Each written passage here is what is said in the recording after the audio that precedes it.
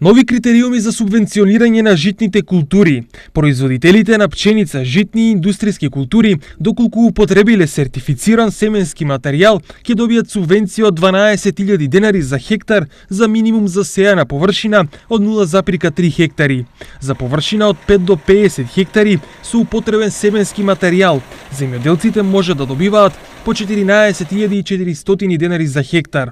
За другите кои ќе сеат со обично семе, субвенцијата ќе изнесува двојно помалку, односно 6.000 денари.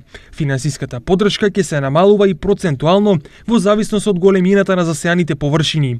За нивите со големина од 10 до 50 хектари следуваат и дополнителни 5.760 денари.